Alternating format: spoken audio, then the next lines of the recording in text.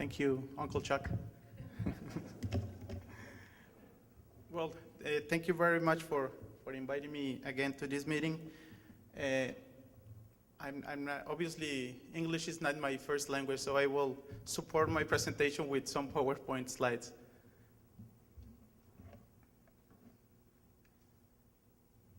Uncle Mike, this is the, oh, perfect. Okay, the first slide, well, this is just the index of the 5 parts of the presentation. I'll go real quick with the first 2 subjects. The first one, the motor transport importance in North America. As you can see, you can see the 3 parts, the primary sector, secondary sector, and the tertiary sector of the economy. The primary sector in charge of agriculture, fishing, mining, the secondary sector, manufacturing basically, and the third one, it's the services that may include transport, distribution, and the sale of goods. That's the more representative part of our 3 economies, Mexico, United States, and Canada. And at the bottom part, you can, the lower left corner, you can see how the trade between the 2010 and 2011 has been increased by almost 16%.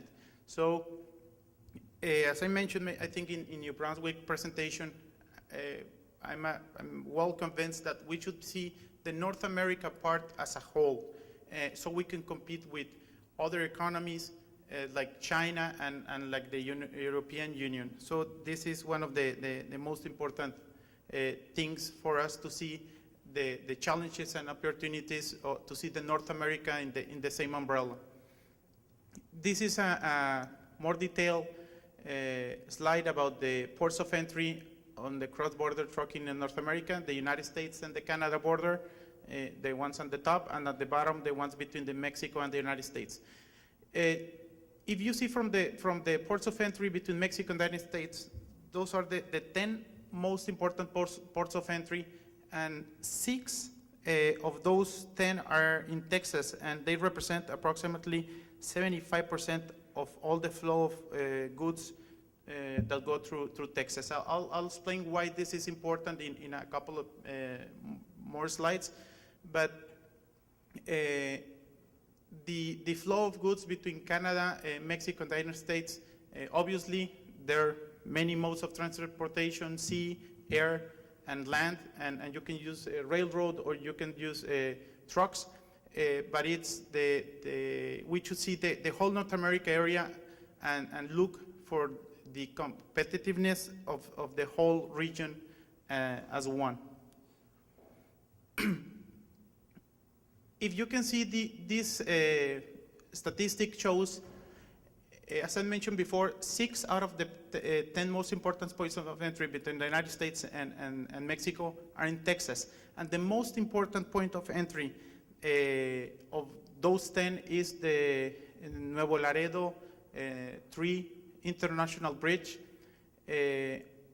And as you can see, this is the comparison between year 2010 and 2011.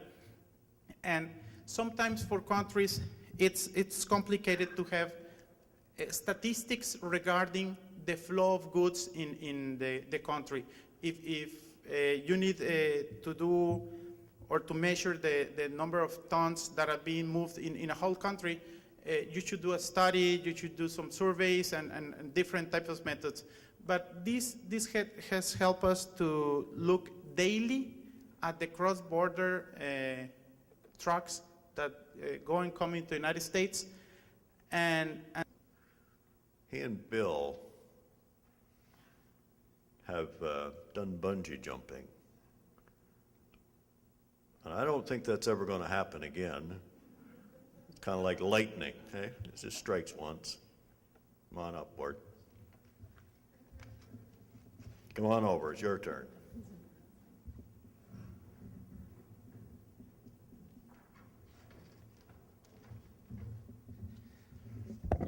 Thank you, Chuck.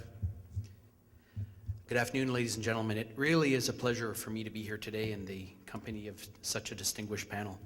And that includes Grandpa Chuck, I mean Uncle Chuck. find the clicker here. My presentation today will briefly cover the following topics: an overview of Canada-U.S. trade and the significance of cross-border movement of goods by road transportation, the mandate and role of CCMTA in promoting cross-border movement of goods and people, and areas of CCMTA's cooperation with our U.S. and, as we move forward, we are hopeful with our Mexican partners, and future opportunities. Just to put it in perspective a little bit, it is a fact that Canada and the U.S. enjoy one of the most extensive and successful bilateral relations in the world. To put it into perspective, on average, the United States and Canada each process over 70 million international travelers and 35 million vehicles each year along the Canada-U.S. border. Canada's exports to the U.S. are equivalent to approximately 1/4 of Canada's GDP, and U.S. supplies roughly 50% of Canada's imports. It's estimated that, in fact, 1 in 7 Canadian jobs is related in some way to trade with the U.S. As you can see from this chart, Canadian exports to the U.S. and U.S. exports to Canada were constantly growing up until 2009. In 2009, mainly due to the global economy, Canadian exports to the U.S. decreased by 27% compared to the prior year, and U.S. exports to Canada dropped by 16%. Although, as you can also see from these charts, 2010 was a more successful year, and we hope that this positive trending will continue in 2011 despite some still uncertain economic forecasts. Canada and the U.S. have highly integrated sectors and move over $1.3 billion worth of goods daily. 70% of goods are delivered across the border by road transportation, by trucks. Some 23,000 Canadian motor carriers operate in the U.S., and 20,000 American motor carriers operate in Canada. Over the years, Canada and the U.S. have worked together on a number of harmonization and reciprocal initiatives to reduce or eliminate barriers to transborder operations for motor carriers, and some examples of those I will speak to in just a couple of minutes. In terms of CCMTA, originally CCMTA was formed in the 1940s, as Miguel indicated, when the Highway Transportation Board of the 4 western provinces met to consider issues of common interest relating to road transport. Canada-wide expansion then took place in 1956, and our vision is simple. It is to promote having the safest and most efficient movement of people and goods by road in the world. Who wants to have the first question?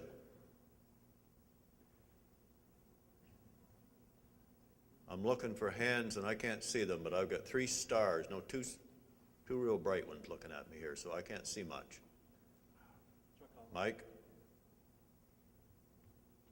With our authorized facilities for training, we had a visit of Mike for a couple of times in Mexico. He got to meet the president. He's now real close with President Calderon. And we also, last week, also with FMCSA and NAMBA, worked with visiting some of the training facilities in Mexico. This could be working maybe to the new MOU that will be working to sign with the United States and Canada. And that's some of the main topics that we are working. There are a couple of more subjects, maybe I don't have them right away right now, but those are the areas in which we are working with our international agenda. Requirements or framework to which a driver is subject in each of the 3 countries. And so how much does each driver have to know in crossing a border from Canada to the U.S. or vice versa, or from Mexico to the U.S. or vice versa? And how do our approaches vary for testing, for fitness, for things like hours of service? Perspective, of course, a driver coming in from Mexico or a driver coming south from Canada has to know the Federal Motor Carrier Safety regulatory requirements and standards.